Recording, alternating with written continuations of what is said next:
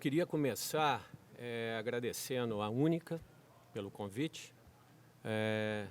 E ontem, na plenária de abertura, muito orgulhou o CTC a menção que a ministra Tereza Cristina fez ao CTC.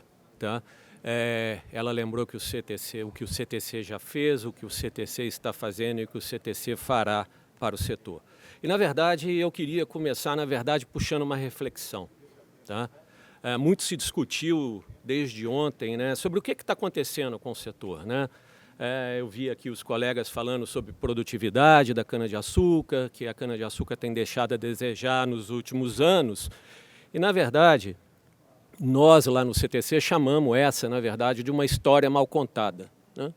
Por que é que a cana-de-açúcar nos últimos anos não vem se desenvolvendo? E a gente foi olhar para as outras culturas, né? A gente foi olhar para culturas concorrentes. Então a gente foi olhar para o milho nos Estados Unidos e a gente foi olhar para a beterraba na Europa. Né?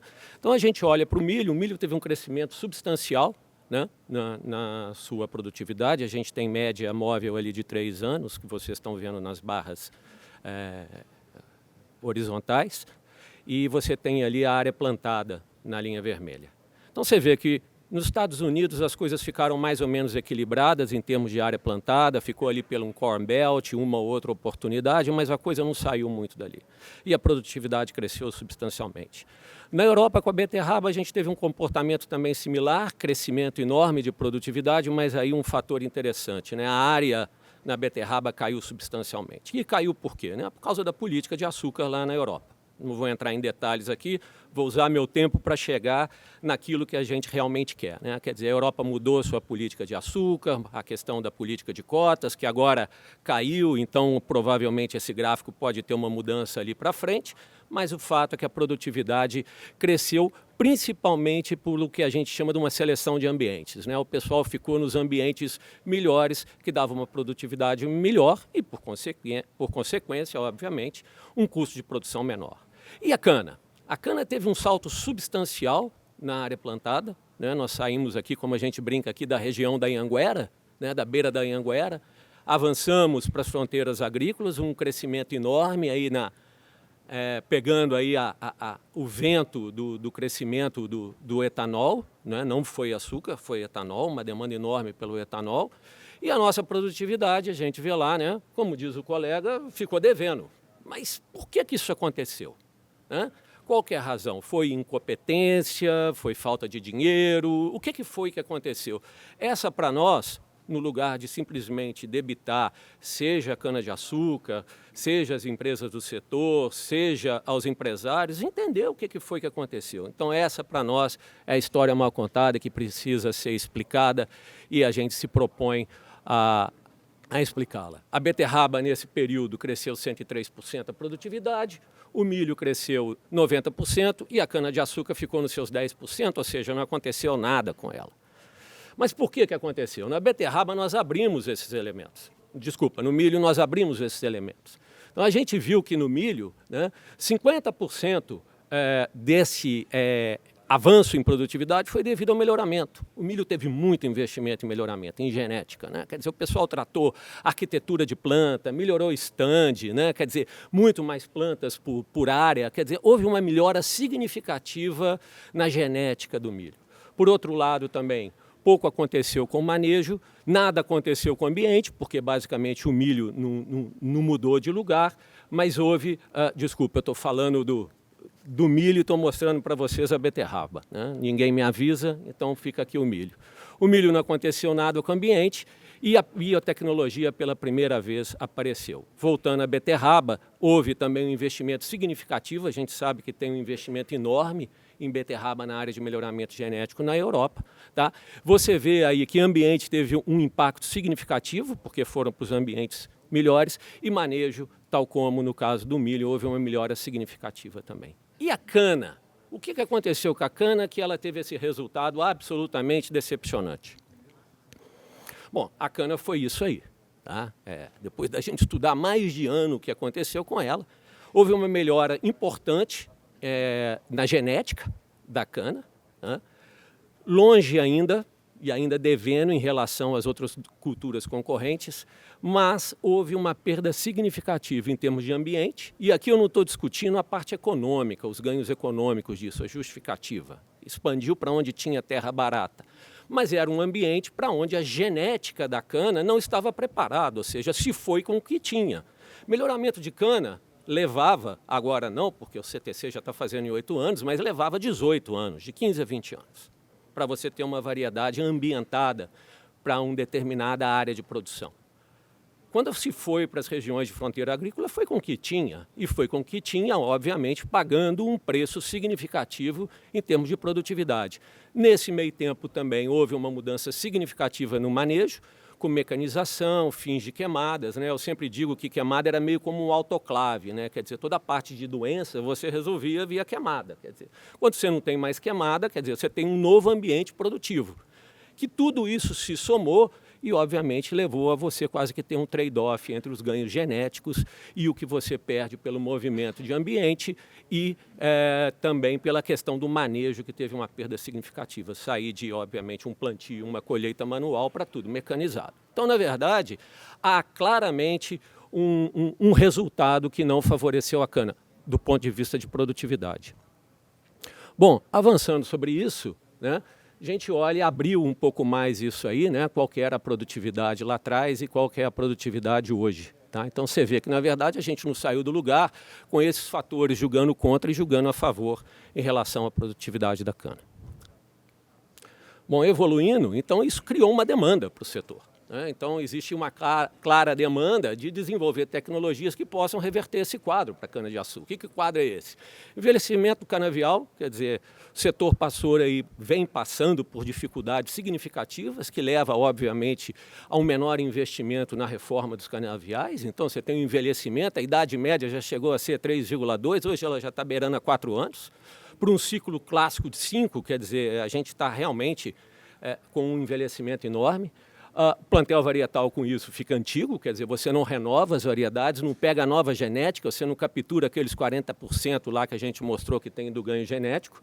A expansão para as novas geografias, você vai para ambientes muito mais restritivos, que não é mais a terra roxa da beira da Anhanguera. Né? A mecanização, que obviamente você começa a deparar com questões como arranquio de soqueira, pisoteio. Né? O aumento da pressão por pragas e doenças, acabou o autoclave. Né? Então você tem, por exemplo, a cigarrinha ganhou uma relevância que não tinha antes da mudança do manejo. E a complexidade operacional, né? Quer dizer, você tem um trânsito enorme dentro dos canaviais, quer dizer, o que você fazia antes com colheita manual, você agora tem uma operação de guerra, que é como os empresários chamam, né? São verdadeiros exércitos, divisões de exército colocadas dentro do canavial. Nova realidade para o setor, que obviamente endereça para o setor desafios novos e que, como se diz, desafios novos você não resolve com soluções antigas. Bom, e aí, obviamente, a gente olhou para o que tinha sido feito e a gente aqui agradece os colegas, né, que falaram da importância da biotecnologia agrícola. Né, já casando aqui com que os meus dois colegas que falaram antes endereçaram. E a gente olha para o que aconteceu para a biotecnologia agrícola no mundo. Né? Quer dizer, os países hoje que são celeiro de energia, que são celeiro de alimento no mundo, têm níveis de adoção acima de 94% de biotecnologia. Então, a parte de vieses ideológicos, de preferências pessoais, isso é fato. Né? Quer dizer, a energia e o alimento do mundo está vindo daqui. E tem 94% nas principais culturas acima de adoção, acima de 94%. Isso é relevante. O que foi que a cana perdeu? Isso aconteceu nos últimos 20 anos. Né? Inclusive no Brasil. O Brasil já está com 94% de adoção de biotecnologia nas principais culturas, aí soja, milho e algodão. E essa adoção da biotecnologia trouxe resultados para a sociedade como um todo, e aqui não é só para o agricultor, para o produtor de alimentos, para a sociedade como um todo significativo. A gente fala nesses últimos anos, 20 e poucos anos, em 186 bilhões de dólares, tá? De benefício para o setor. Tá? É interessante esse número, né? Que você gerou 3,49 dólares de retorno para cada R$1 que você investiu na área de biotecnologia. Tá? 15% foi o aumento médio de produtividade nesses cultivos. Ou seja, isso é tecnologia disponível, fora o impacto ambiental de redução de gases de efeito estufa, embalagem, água. Quer dizer, é uma tecnologia, volto a dizer, a parte de viés ideológico, e aqui o CTC é uma empresa de ciência, de tecnologia, de conhecimento, e sobre ela pauta suas decisões. O CTC propõe, portanto, uma pauta para o setor, né? A gente nota aí a evolução significativa de produtividade contra a área baseada em adoção, ou seja, claramente uma correlação direta entre crescimento de produtividade e adoção para essas culturas. Você vê a realidade do setor aqui no Brasil de cana, é totalmente diferente de outras culturas, né? Essa é a dificuldade que a gente enfrenta e, obviamente, o setor tem essa pauta, precisa inovar para atingir novos patamares de produtividade. Bom, quando a gente olha para o que hoje afeta o setor, nós estimamos que, em termos de praga, nós estamos deixando 20 a 25 bilhões de reais por ano, tá? Só para vocês terem uma ideia desse número, o setor fatura aí, eu vou chutar, não tem muita estatística fechada, qualquer coisa entre 100 e 120 bilhões de reais por ano, setor no Brasil. Tem um EBIT da média aí, oscila, tá? Mas tem gente que vai desde 20% até 55% de EBIT da média. Então isso aí diria que o setor tem qualquer coisa aí entre 30 e 60 bilhões de EBITDA. EBITDA, eu não estou considerando a dívida.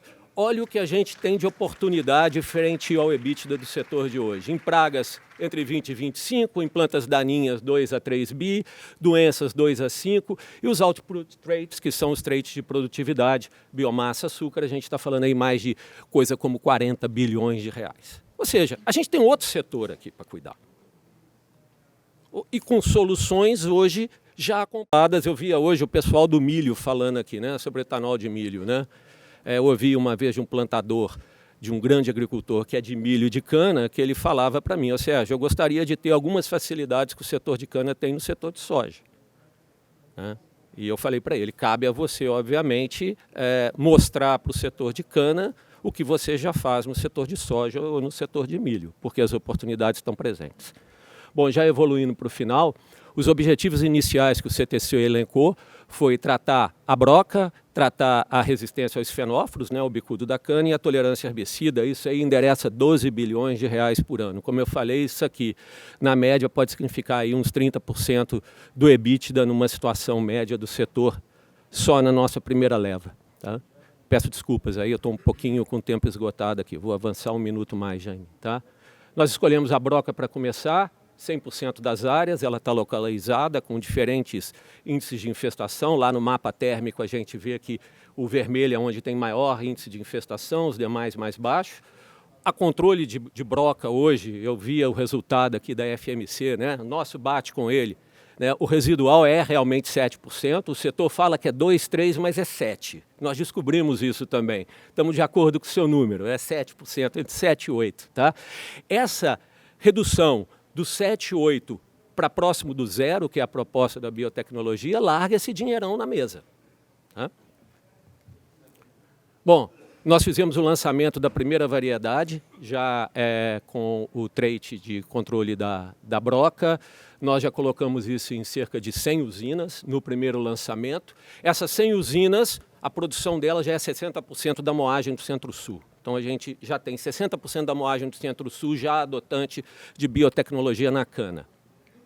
Isso já foi feito, nós já estamos com a cana já multiplicando. Esses são resultados reais de campo. Vocês veem aí as fitas em vermelhos, é uma área de broca não controlada, antes de mais nada, os 38%, e o resultado da broca é inexistente na cana-BT. Essa é uma área de cana-BT plantada em meiose para multiplicação rápida, rápida adoção. Eu vou adiantar, só para dar uma ideia do que está sendo feito, do investimento que está sendo feito pelo setor. Aqui os primeiros resultados, resultado real de campo. Tá? Então você vê uma empresa no sul de São Paulo, começou com um índice de infestação de 10%, chegou a um índice de infestação de 0%, ela tentou fazer um controle biológico de 2 aplicações Isso significou um resultado de R$ 1.700 por hectare. No caso do oeste de São Paulo, um índice de infestação residual de 7%, você está vendo lá, é o número da FMC, um controle biológico 2 vezes também, e a cana BT 0% significa R$ 1.250. E em Goiás, R$ 1.550. Veja só, é controle químico, 5 aplicações aéreas, tá? Uma região com grande infestação. Depois disso ainda ficou com 7%, por isso que eu concordo com o seu número, tá? Ainda ficou com 7% de broca e na cana BT deu 0. Tá? Bom, a gente já lançou uma variedade em 2017, agora nessa safra nós estamos lançando mais uma variedade, que é uma variedade campeã de plantio no Centro-Sul. Já entramos na CTN-Bio agora em março com mais uma variedade para aprovação. Até 2024 nós temos mais uma leva de aprovação, inclusive com novos traits, passando inclusive pela tolerância ao herbicida, que também acontece até 2024. Bom, o que vem pela frente? As variedades com múltiplos genes, inclusive com o bicudo também, então a gente está falando aí de já ter 3 traits, tá? Nós estabelecemos nossa empresa, o nosso laboratório nos Estados Unidos, em St. Louis, bem vizinho de frente para Bayer. Estamos ali, somos vizinhos de frente um para o outro ali. O CTC Genomics começou a operar no último trimestre do ano anterior. A gente tem lá uma estrutura totalmente internacionalizada, com pesquisadores de todo o mundo. E lá nós vamos estar desenvolvendo toda a parte de edição genômica, né, a utilização do CRISPR, que está aí na moda, trazendo ele para a cana, para não ter que carregar os 20 e tantos anos de atraso que a gente teve na biotecnologia clássica. A gente quer tirar esse atraso. Lá também nós vamos tratar das novas plataformas, inclusive convergindo para o que o pessoal falou aqui da BASF, a questão de soluções, esse também é o objetivo do CTC, e o nosso projeto de sementes, que está vindo, tem uma proposta distinta do que a Syngenta apresentou hoje, quer dizer, no fim todos nós buscamos exatamente o mesmo resultado, conceito de produto, mas com uma originação distinta. Eu agradeço, peço desculpas à organização, creio que avancei mais uns 2 minutos aí, mas eu acho que valeu pela informação. Muito obrigado, estou à disposição após o evento.